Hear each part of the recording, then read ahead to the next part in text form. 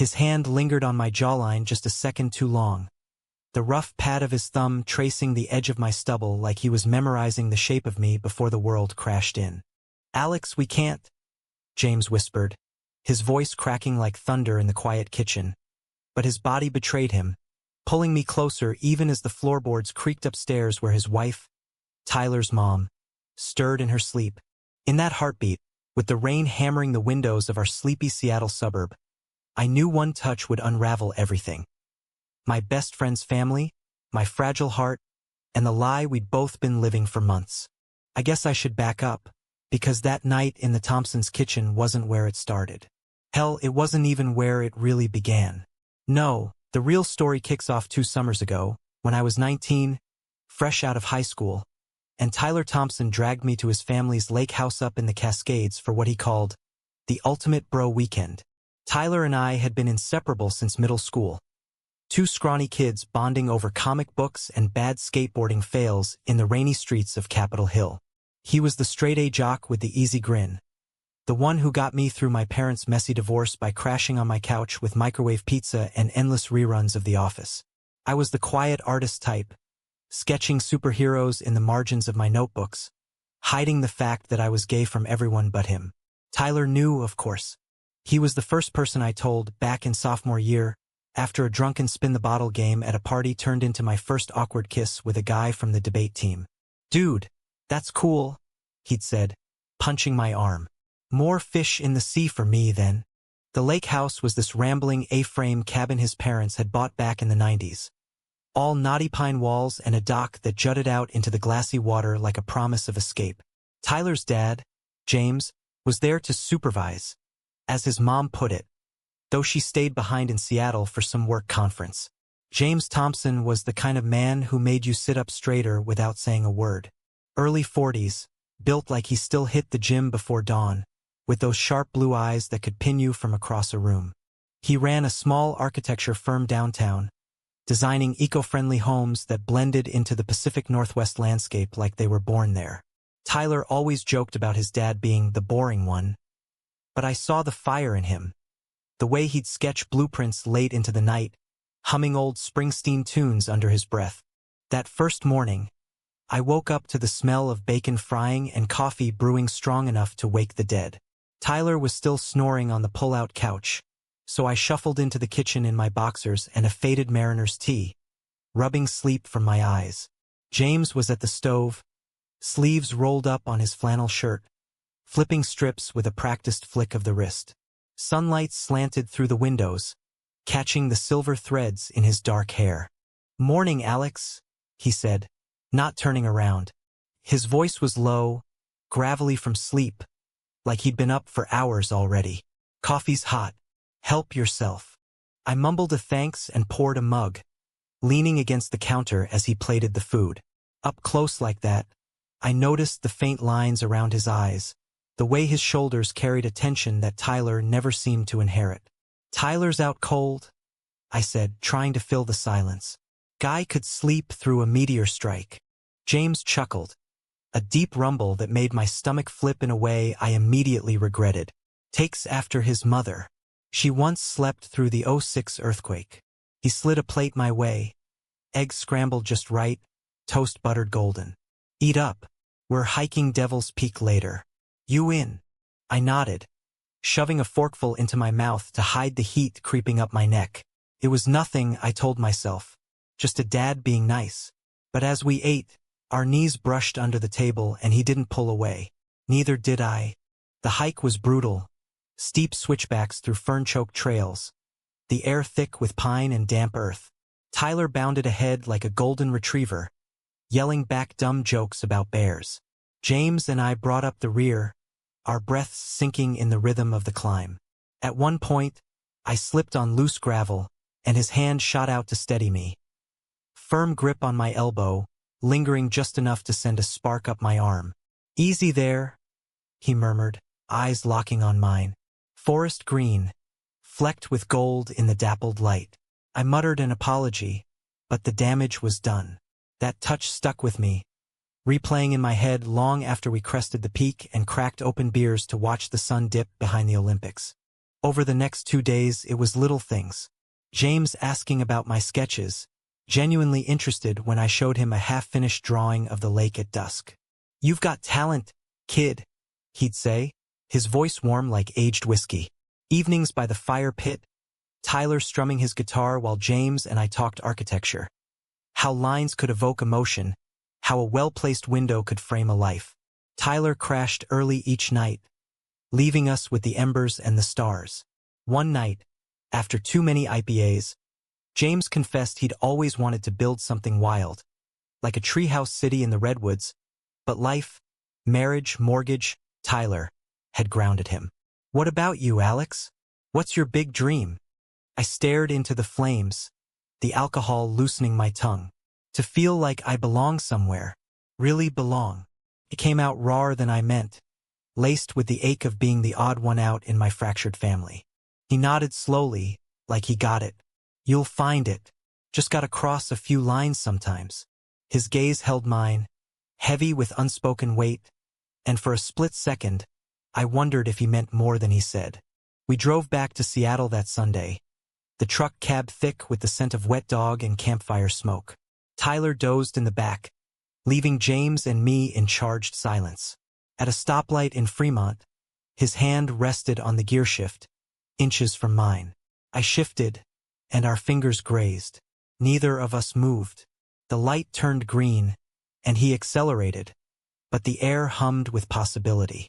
Life rolled on after that, me starting at community college for graphic design, Tyler off to UW on a partial scholarship. We still hung out, crashing at each other's places, but the lake house lingered like a ghost. James would text me sometimes.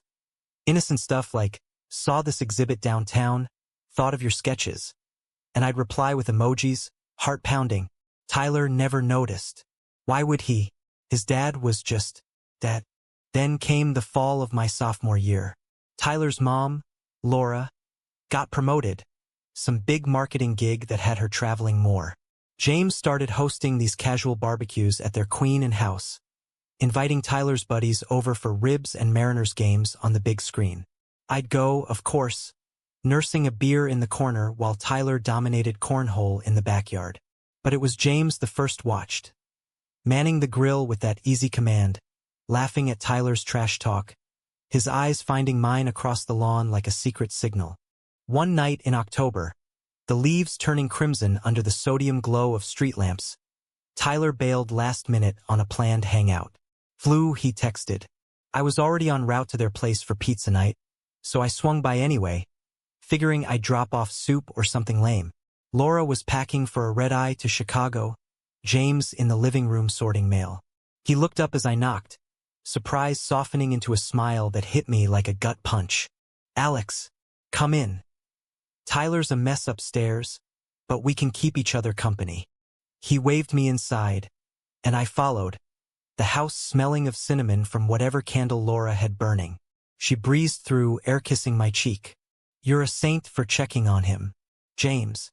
Don't corrupt the boy with your scotch collection." We laughed it off, but as she headed to the airport later that week, the texts from James picked up steam. "Tyler's on the mend. How's that design project?" Innocent, sure, but laced with subtext I couldn't ignore. Late one night, after a brutal critique at school left me doubting everything, I vented in a voice note, "Feels like I'm building castles in the air, you know? Nothing solid." His reply came quick. "Castles need foundations, Alex. Come over tomorrow. We'll blueprint one." I shouldn't have gone. God. I knew it even as I parked my beat-up Civic outside their Craftsman bungalow the next afternoon. Tyler was at practice, Laura still in Chicago. James opened the door in jeans and a Henley that hugged his chest, holding 2 steaming mugs. "Chamomile. Figured you could use the calm." We ended up in his study, a cozy nook off the kitchen, walls lined with blueprints and dog-eared copies of Walden. He spread out my sketches on the desk, leaning close as he pointed out lines, his breath warm on my neck. "See here? This curve, it's got tension. Pulls the eye right in." Our shoulders touched, and I froze, pulse thundering. He didn't move away. "James," I started, voice barely above a whisper. He turned, face inches from mine, those blue eyes stormy. Alex, Whatever he was about to say died as the front door slammed. Tyler's voice echoed. Dad? Alex? You guys here? We sprang apart like we'd been shocked. James cleared his throat, stacking papers with unsteady hands. In the study, bud. Tyler poked his head in, grinning despite the post-flu pallor. Dude, you didn't have to play nursemaid. But hey, pizza's on me tonight. We ordered extra toppings to cover the awkwardness. But as we devoured slices in the living room, James's knee pressed against mine under the coffee table. Deliberate, electric. I shot him a look, and he met it with a flicker of regret and hunger.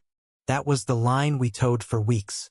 Stolen glances at group hangs, his hand brushing my back as he passed the salt. Texts that veered from architecture to, "What keeps you up at night?" My replies grew bolder. "You sometimes." He'd send back a thinking emoji or nothing at all, leaving me spiraling. Thanksgiving hit like a freight train. Tyler's family hosted the whole shebang. Turkey brining in the garage, aunts gossiping in the kitchen. I tagged along because my mom was in Portland with her new boyfriend, and Tyler insisted, "Your family, man." Laura was radiant, juggling pies and small talk. But James, he was unraveling. I caught him staring out the window during grace, fork hovering over his plate. Later, as we cleared dishes, he cornered me by the sink. "Alex, we need to talk." His voice was tight, jaw clenched. "Now? Your wife's right there." Laura was across the room, laughing with her sister. "Exactly." He glanced over his shoulder, then back at me, eyes pleading. Us. It's not fair to anyone. But I can't stop thinking about you. About what it would be like if... My heart seized. "James, don't." "Tyler." "I know." He raked a hand through his hair. Defeated. "God, I know. We didn't touch that night, but the air crackled." Tyler crashed early from carb overload, and I slipped out with a hug that lingered on James's frame. Driving home through the drizzle-slicked streets, I replayed his words, the what-if blooming like a bruise. Winter dragged on, gray and relentless. Tyler threw himself into finals. I buried in freelance gigs. James went radio silent, then apologetic. Needed space. For all our sakes. I understood, sort of, but the ache festered. Spring brought thaw, literally and not. Cherry blossoms dusted Queen and like pink snow, and Tyler planned a rebirth bash at the lake house again. "Dad's cool with it," he said. "Mom's got that conference in May. Same as always." I hesitated, but curiosity or stupidity won. The drive up was tense, Tyler blasting indie rock while I stared at the evergreens whipping by. James was already there when we arrived, unloading coolers from his truck. He looked older somehow, lines etched deeper, but his smile for me was the same. Private, searing. The weekend blurred. Bonfires? Bad karaoke? Tyler skinny dipping at midnight? Solo? Thank God. James and I orbited each other. Chopping wood side by side, our axes thudding in sync. Sharing a canoe on the lake, paddles dipping silent as we drifted into the fog. "Tell me something true," he said once, oars stilled, water lapping the hull. I swallowed. "I think about you every day, the way you look at blueprints like they're poetry." He exhaled, fogging the chill air. "And I think about how wrong it is to want what I want. But damn if it doesn't feel right with you." We didn't kiss, didn't even touch. But that night, as Tyler snored and the loon's cry echoed over the water, I lay awake in my sleeping bag, imagining his weight beside me. Back in the city, the dam cracked. Late June, Tyler invited me to crash after a storm game. Tickets courtesy of his dad. We got hammered on cheap whiskey in the stands, cheering as the WNBA stars drained threes. Tyler passed out on the couch when we stumbled into the Thompson house around 1 a.m. Laura asleep upstairs after a long day. I was brushing my teeth in the guest bath when James appeared in the doorway, still in his game day polo, hair tousled. "Can't sleep?" he asked, voice husky. "Too much adrenaline." I rinsed, meeting his gaze in the mirror. It was a challenge. He stepped closer, the space between us shrinking to nothing. Me too. His fingers ghosted my arm, raising goosebumps. Alex. Upstairs, a floorboard groaned. Laura shifting in bed. We both froze, breaths shallow.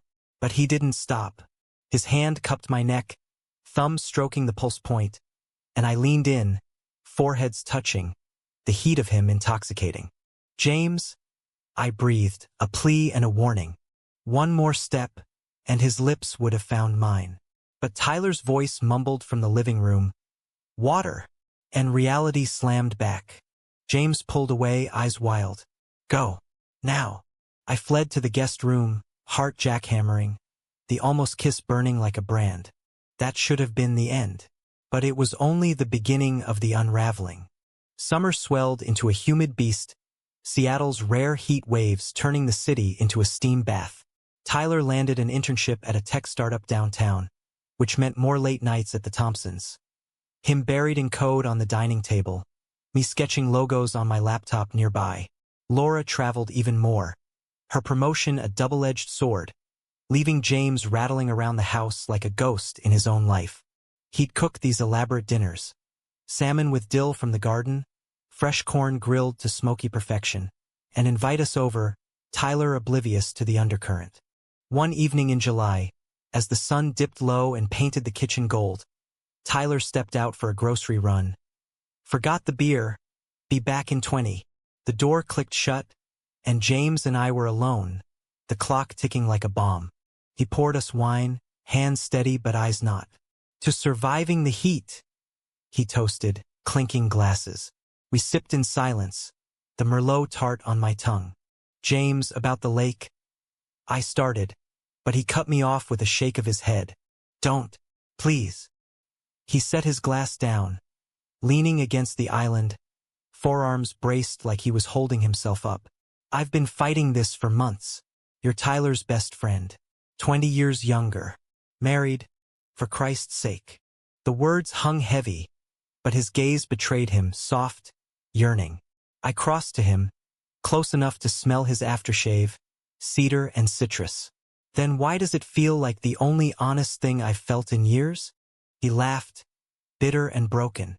Because life's a cruel joke. His fingers twitched, then rose to tuck a stray lock of hair behind my ear. The touch was feather-light, but it ignited everything. The months of tension, the stolen looks, the dreams that left me waking hard and hollow. I closed the gap, our breaths mingling. His lips parted and the garage door rumbled open. Tyler. We jerked apart, James busying himself with dishes, me grabbing my wine like a lifeline. Tyler burst in with bags rustling, none the wiser. Traffic's a nightmare. Let's fire up the grill. Dinner was torture. Every brush of James's leg against mine under the table was deliberate agony. His apologies whispered in glances. Tyler chattered about algorithms and venture capital, the world narrowing to the man across from me, fraying at the edges. That night, as Tyler and I binge-watched Succession in the basement, James texted, "Porch? 5 minutes." Heart in my throat, I excused myself for air. The back porch overlooked a slope of madronas, city lights twinkling below like fallen stars. James was there, nursing a beer, the screen door creaking as I joined him.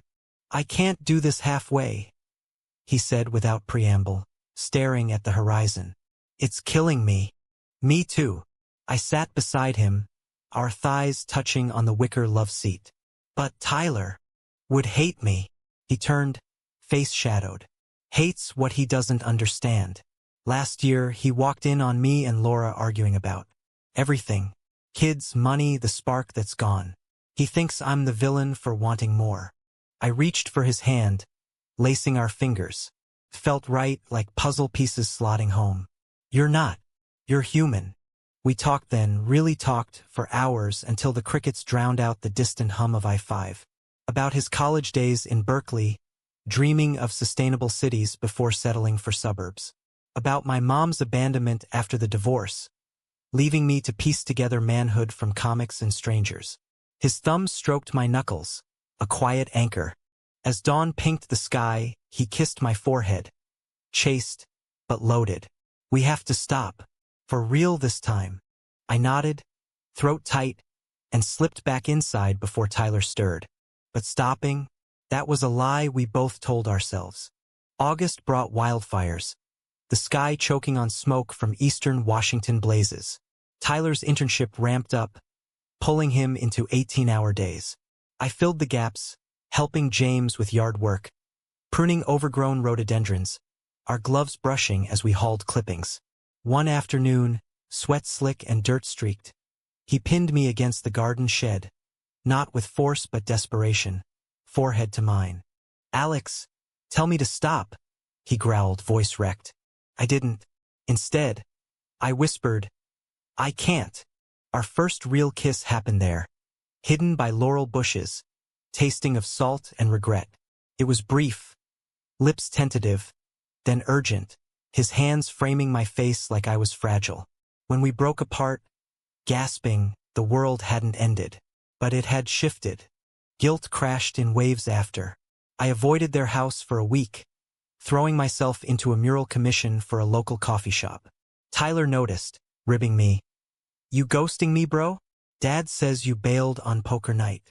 James's texts were sporadic. "Miss your laugh. Saw your sketch online, brilliant." I replied in fragments, building walls. Then Laura came home early from a trip, all smiles and stories from New York. She hosted a dinner, me included, because family. The table was laden with takeout Thai, laughter flowing like the Singa beer. But under it, James's foot hooked mine, a secret Morse code. Laura caught my eye once, tilting her head. "You okay, Alex? You seem distant." "Fine ilid, forsinga green." Just finals brain. Later, as she and Tyler cleared plates, James cornered me in the hallway. "She's onto something. We have to cool it." Agreed. But my body leaned toward him, traitorous. That night, alone in my apartment, I sketched him.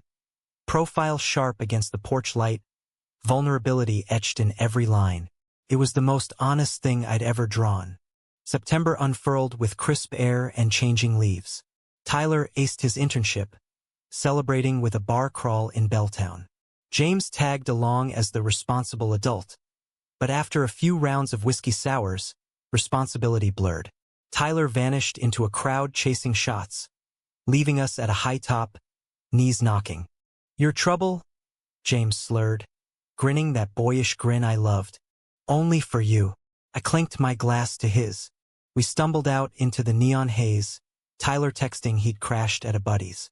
James offered me a ride, the truck cab a cocoon of leather and his cologne.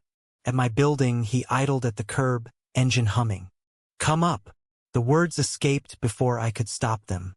He killed the ignition. "Alex. Just coffee. Promise." My studio was a mess. Canvases stacked against exposed brick, the Seattle skyline winking through rain-streaked windows. Coffee turned to stories, stories to silences heavy with want. When he kissed me this time, proper, unhurried on my threadbare couch, it was revelation. His hands mapped my back, gentle, reverent, like I was a blueprint he'd studied for years. We didn't go further. Clothes stayed on, boundaries respected. But in his arms, tangled and breathless, I felt seen. "Oh, I love you," he murmured against my temple, the words slipping out unplanned. Panic flickered in his eyes after, but I cupped his face. "I love you too. Have for months." We held on until his phone buzzed. Laura, wondering where he was. He left with a kiss that tasted like goodbye. The affair, if you could call it that, settled into a rhythm. Stolen hours when Tyler was at class, Laura at meetings. Coffee dates masked as mentorship lunches, where we'd talk dreams over lattes in Pioneer Square. Nights when he'd sneak to my place, leaving before dawn with tousled hair and swollen lips. It was reckless, intoxicating, a bubble of us against the world. But bubbles burst. October 15th. Tyler's birthday. We threw a bash at their house. String lights in the backyard. A keg tapped, playlist heavy on 90s alt-rock. I arrived early to help set up, James pulling me into the pantry for a quick, fierce kiss amid the canned goods. Later, he promised, eyes dark. The party thrummed. Friends from UW, Tyler's co-workers, neighbors with kids in tow. Laura played perfect hostess, her laugh bright as she passed apps. I nursed a PBR, watching James from across the yard, our secret a live wire. Around midnight, as the crowd thinned, Tyler pulled me aside by the fire pit. Dude, thanks for everything. You're like the brother I never had. His hug was fierce, genuine, and guilt knifed me. Inside, washing up, I caught Laura in the kitchen, staring at a photo on the fridge, James and Tyler hiking years ago. He lights up around you, Alex, she said softly, not looking up, like he used to with me. My blood iced. What? She smiled, sad-edged. Nothing. Just cherish your friendships. They're rare. I fled to the guest bath, splashing water on my face, when James slipped in behind me, locking the door. Hey! His mouth crashed into mine, hands urgent, backing me against the sink. It was too much, too close. Voices murmuring outside, Tyler's laugh echoing. But need overrode sense, his body pressing mine, a low groan escaping him. Then knock. Dad? You in there? Tyler. We froze, lips bruised, breaths ragged. James cleared his throat. Yeah, bud. 1 SEC. Stubbed my toe like an idiot. Laughter filtered through, but the moment shattered. James's eyes met mine in the mirror. Terror and love twisted. That was the crossing. Not a line but a chasm. The next weeks were hell. James pulled back hard. Texts deleted. Excuses piled. For Tyler. For her. I understood, but it hollowed me. Tyler sensed the shift, cornering me after a pickup game at the Y. You and Dad fighting or something? He's been a zombie. Nah, just busy. I lied. Chest tight. Laura watched us all like a hawk, her smiles tighter. One night, she called me over for advice on a redesign, James's study. He wasn't home. As we pored over swatches, she poured wine.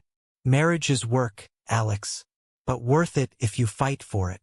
Subtext screamed. I left early, gut churning. November crept in, rainy and raw. Thanksgiving loomed again, but Tyler bailed on family plans. Gonna road trip with the girlfriend I finally asked out. Emma, a bio major with freckles and fire. Progress. James invited me anyway. One more time. For old times. Laura was there, of course, home from a trip, baking pies with military precision.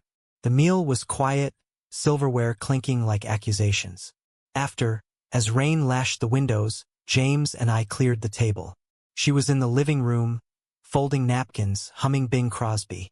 His hand found mine under the sink suds, squeezing. I'm sorry, he mouthed. Me too. But I held on. That's when it happened, the moment that etched itself into my bones. Tyler's old cuckoo clock struck 11, and Laura called. Bedtime for this old lady. She kissed James goodnight, peck on the cheek, then mine, lingering, probing. Sweet dreams, boys. Upstairs, her door clicked shut. The house sighed into silence, save the downpour. James turned to me, water dripping from his hands, eyes haunted. Alex. We moved without words, toward the back door, onto the covered porch, rain a curtain shielding us. He pulled me close, kiss desperate, hands roaming with months of pent-up ache. No further than before, clothed, contained, but the intimacy was seismic, bodies aligning like they'd always known the shape. I can't lose you, he gasped against my neck. You won't, lies both of us knowing. Footsteps inside. Laura, fetching water? We stilled, his thumb on my jaw, tracing my lip. Thunder rolled, lightning fracturing the sky, illuminating his face. Love, fear, resolve. In that electric pause, with his wife paces away, oblivious, I saw our future. Shattered, but salvageable. Or so I thought. The betrayal came swift as a Puget Sound squall, ripping through the fragile peace we'd stitched. It was mid-December now, holiday lights strung like desperate prayers along the avenue. Tyler and Emma were official. planning a New Year's getaway to Portland, train tickets booked, flannel pajamas packed. Dad's footing the bill. Tyler texted me, emoji snowman attached. Says life's too short for regrets. Ironic, coming from James. We'd managed a few clandestine meets, coffee in anonymous Capitol Hill cafes, a hurried makeout in his truck parked at Discovery Park, salt air masking our gasps. Each time, the guilt gnawed deeper, but so did the love. He talked divorce in whispers. After the new year, for all of us. I'd nod, dreaming of mornings tangled in sheets. No more hiding. Christmas Eve, Tyler insisted on a guys' night at their place. Eggnog, die-hard marathon. Laura baking gingerbread despite her elf allergies. I arrived with a bottle of bourbon, nerves jangling like jingle bells. James greeted me at the door, coat still on from errands, his hug paternal for show.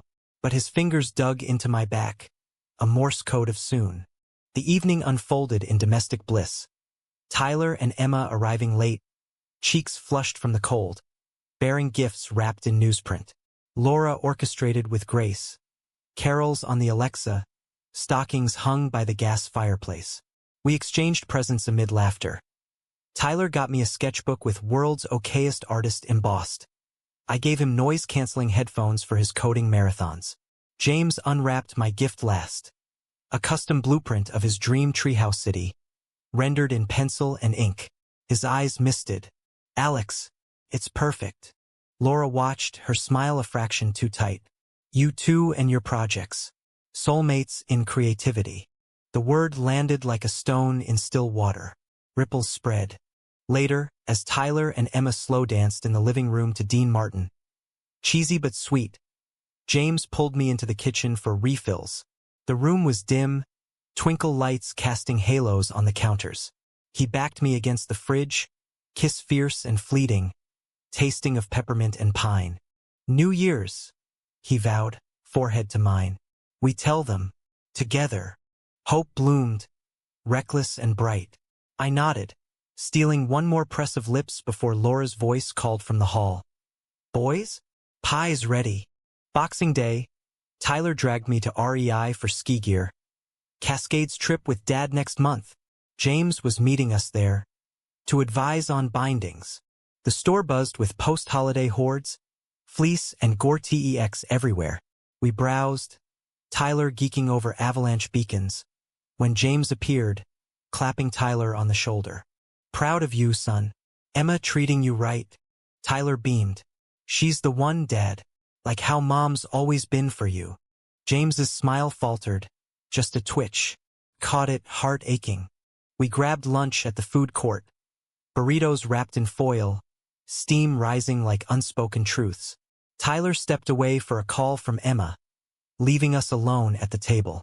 James's foot nudged mine under the plastic tray. I meant it. End of the year. Before I could reply, his phone lit up. Laura. He answered, voice light. Hey, hon. Yeah, at REI with the boys. Pause. What? Now? His face drained. Shit. Okay, on our way. Fire at the office, he explained, hanging up. False alarm, but sprinklers went off. Books soaked. Tyler groaned. Dad's firm is cursed. But we piled into James's truck, racing downtown through slushy streets. The office was chaos. Fire trucks idling, employees milling under awnings, water pooling on the sidewalk. Laura was there, arms crossed, directing the cleanup crew with clipboard in hand. She spotted us, waving. James, thank God. He hugged her, quick and obligatory. She clung a beat too long, eyes flicking to me over his shoulder, sharp, assessing. Alex, sweetie, she said, releasing James. You didn't have to come. Family sticks together, I said, forcing normalcy. She nodded, but her gaze lingered. Yes, they do. The next days blurred into pre-New Year frenzy. Tyler and Emma jetted off to Portland, train whistle fading into the fog. James and I planned our confession, neutral ground, his firm's conference room, post-holiday quiet. We'll say it clean, he texted. No blam. Just truth. But truth has teeth. New Year's Eve dawned gray. I spent the morning at my easel, painting a stormy lake, choppy waves, a lone canoe adrift. Symbolism, maybe. Around noon, my phone buzzed. Tyler. Dude. Emergency. Home now. Don't tell Dad. Ice in my veins, I sped to Queen and tires hydroplaning on wet pavement. Tyler met me at the door, face ashen, eyes red-rimmed.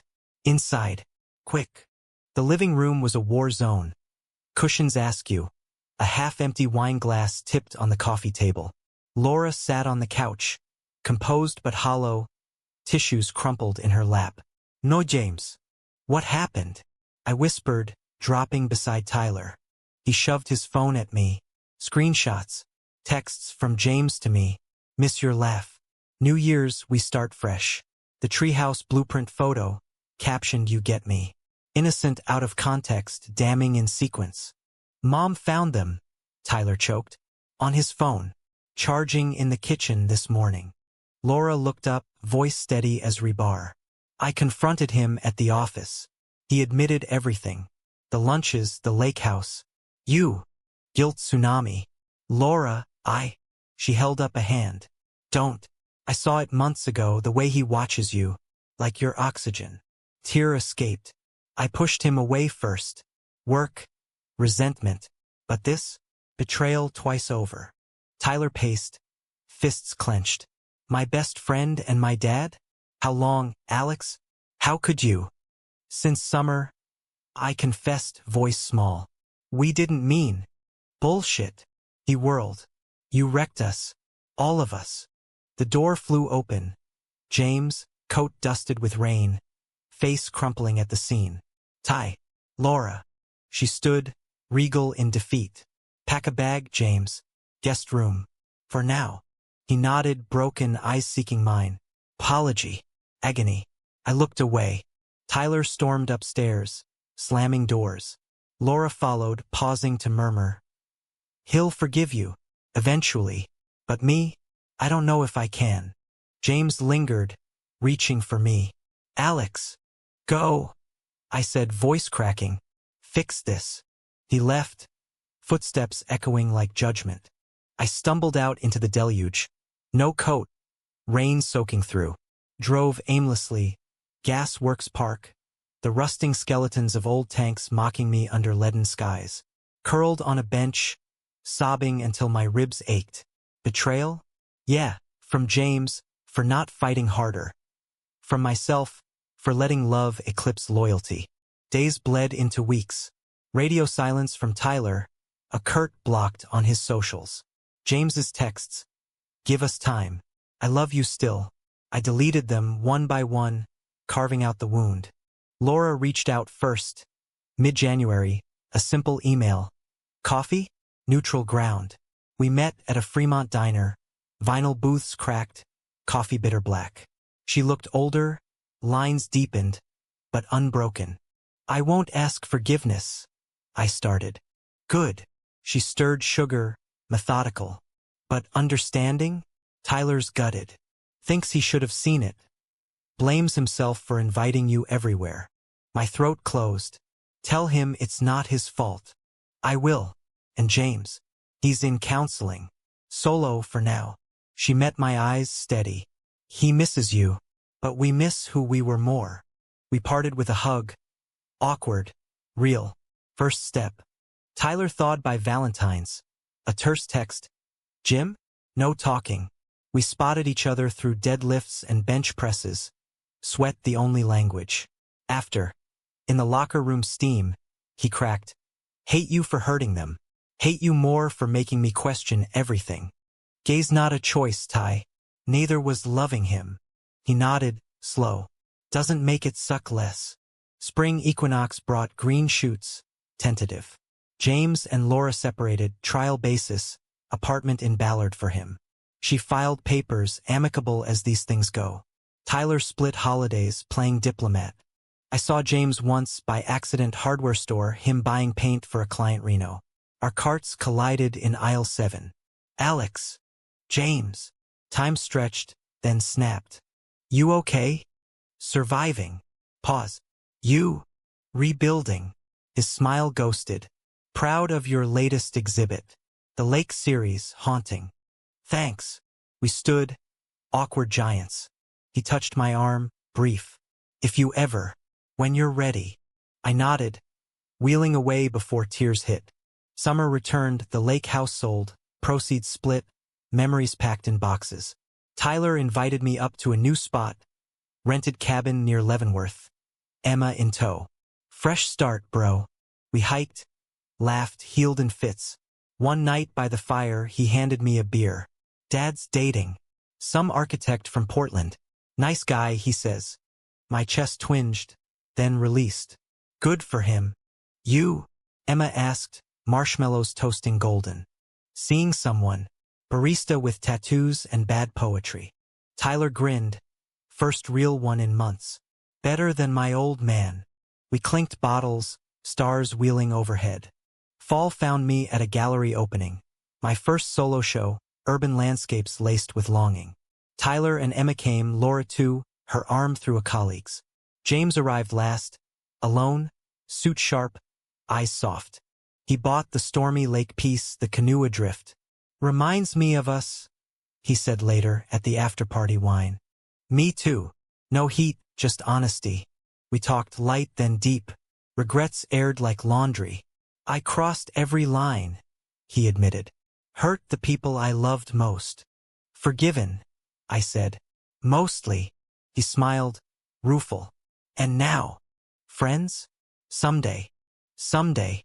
As the party thinned, Tyler clapped James on the back. Proud of you, Dad.